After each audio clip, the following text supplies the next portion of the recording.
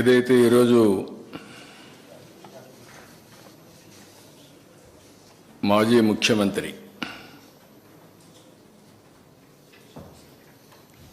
తిరుమలకు వెళ్ళొద్దని ఎవరో చెప్పినట్టు మాట్లాడుతున్నాడు. వెంకటేశ్వర స్వామి మీద భక్తుండే ఏ భక్తుడైనా సరే వెంకటేశ్వర స్వామి దగ్గరికి పోయే అవకాశాలు ఉన్నాయి.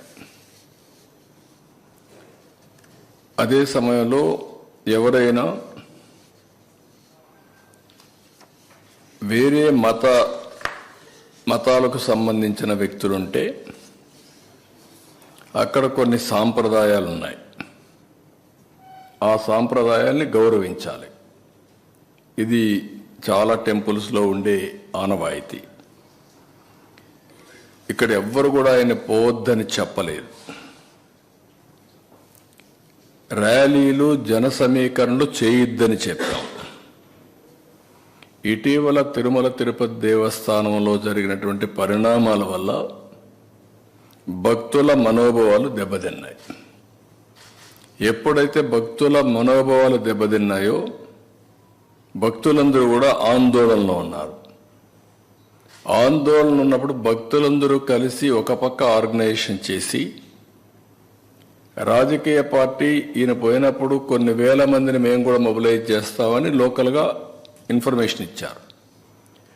ఆటోమేటిక్గా ఎలాంటి అవాంఛనీయ సంఘటనలు జరగకూడదనే ఉద్దేశంతో అక్కడ యాక్ట్ ఆఫ్ 30 అంటే 10 మంది గుమ్ముకూడకూడదని తీసుకొచ్చారు.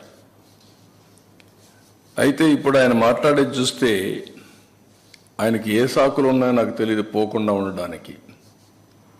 కానీ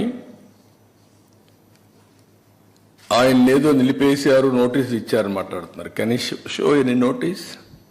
నేను స్ట్రైట్గా అడుగుతాను, నీకు నోటీసులు ఏమైనా ఇచ్చారా? నిన్ను వెళ్ళవద్దని ఎవరన్నా చెప్పారా? ఇస్తే చూపేయండి మీడియాకి. ఎందుకు అబద్ధాలు ప్రచారం చేస్తూ ప్రజల్ని మభ్యపెడుతూ ఇష్టానుసారంగా ప్రవర్తించడం ఇది సబబు కాదని. ఎందుకంటే ప్రజా జీవితంలో ఉండే మనందరం